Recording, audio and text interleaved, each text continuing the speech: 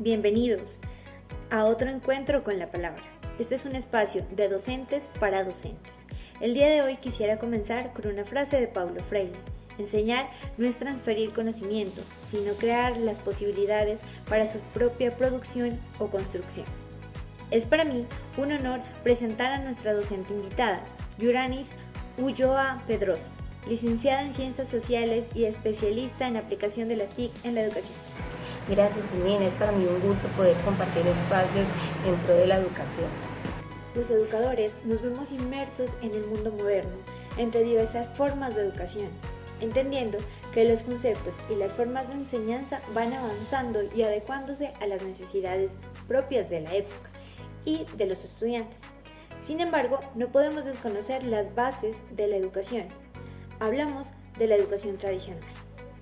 Es por eso que hoy queremos preguntarte, Yuranis, desde tu rol como docente y tus vivencias en el aula de clases, ¿qué diferencia encuentras entre la educación del siglo XXI y la educación del siglo pasado? En este nuevo siglo se buscan romper los paradigmas que había en la educación pasada, buscando de manera más abierta, libre, dinámica, participativa para los estudiantes, buscando que ellos aprendan más y de forma más dinámica e intuitiva. En el siglo anterior la educación no tenía como punto focal al estudiante ni contaba con una interacción activa de ese, sino que al momento en que se impartían las clases, ellos se limitaban simplemente a escuchar, repetir lo que decían los maestros de una manera más mecánica y conductista. En cuanto a la educación tradicional, queremos mencionar al autor, el autor Miguel Ángel Zavala. Él nos expresa que se caracteriza por tener un currículo inflexible y centrado en el aula. Este es de carácter presencial, en el modelo tradicional, lo cual ha limitado a los estudiantes en su proceso de enseñanza-aprendizaje, ya que se centra solo en un espacio definido, sin poder salirnos del aula de clases como un espacio físico. Gracias, Simena, por esa introducción. En cambio, en el siglo XXI la educación está centrada en los estudiantes, se estimula el repetir y aplicar los contenidos que mostró el profesor, y ese pasó de ser quien impartía los conocimientos a ser el facilitador que ayuda al llevar estos conocimientos al alumno, además de que el conocimiento es constructivista, se aplican las herramientas tecnológicas y nuevos recursos. Teniendo en cuenta lo que menciona sobre la educación actual, entendemos que la educación no solo se limita al estudiante docente, por lo contrario, existen otros actores que intervienen en el proceso educativo. Los nuevos entornos de enseñanza-aprendizaje exigen nuevos roles en profesores y estudiantes. La perspectiva tradicional en la educación superior, por ejemplo, del profesor como única fuente de información y sabiduría, y de los estudiantes como receptores pasivos, debe dar paso a papeles bastante diferentes. Entonces, entendiendo esta línea de ideas, ¿qué consideras que intervienen en la educación del presente siglo? Debemos tener en cuenta que la educación del siglo XXI es vinculante, y por eso entre sus principales actores para que esa tenga éxito y que deben intervenir de forma activa son los docentes, el estudiante, la institución, la familia, la sociedad y todo lugar que le permita adquirir conocimientos.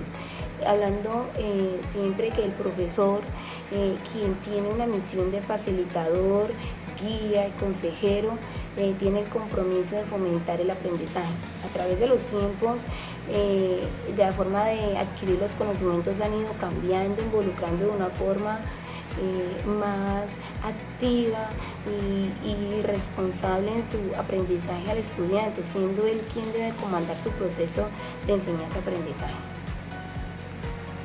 Recordemos que en este proceso educativo existen diferentes aspectos que son relevantes para un eficaz aprendizaje. Yuranis, ¿qué opinas sobre la activación de saberes en este siglo?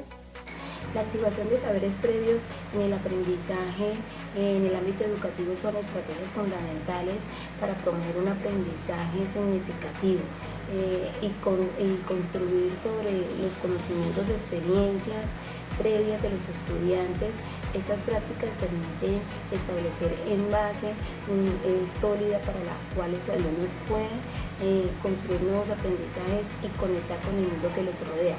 La activación de saberes previos también puede despertar el interés y la motivación de los estudiantes al relacionarse con los nuevos conceptos, con su vida diaria, a experimentar experiencias previas. Los estudiantes se sienten más involucrados y conectados con el tema, favoreciendo un mayor grado de atención y participación en el proceso educativo.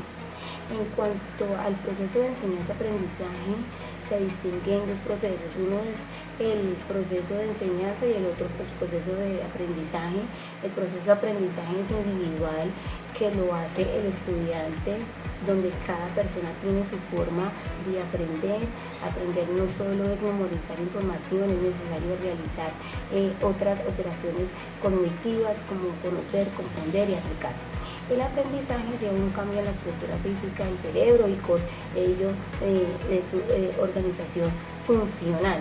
El proceso de enseñanza, donde el docente brinda todas las facilidades para que el alumno pueda aprender.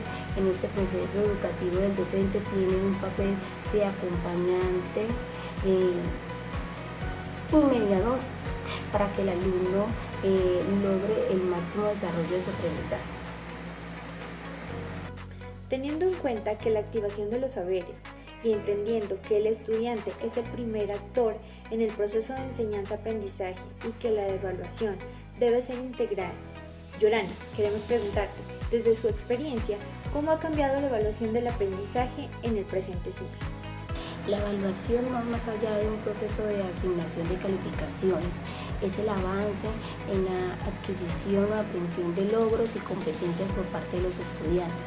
El proceso de evaluación debe ser integral, flexible, formativo, participativo, continuo, cualitativo y de acuerdo siempre a las necesidades intelectuales propias de cada persona.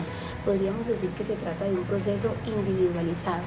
En pocas palabras, la evaluación integral tiene que demostrar la unidad y equilibrio entre el desarrollo físico y cognitivo, afectivo, moral y social de los estudiantes. Este es un gran avance en los procesos educativos debido a que se evalúa de forma cualitativa y cuantitativa, permitiendo reconocer los procesos que desarrolla el estudiante. El proceso evaluativo permite informar a los estudiantes, familia y comunidad acerca de los procesos de aprendizaje, formación y promoción de la educación. Con esta información doy por finalizada mi postulado y esperando que haya sido tu mayor agrado, Simena. Muchísimas gracias otra vez por la invitación.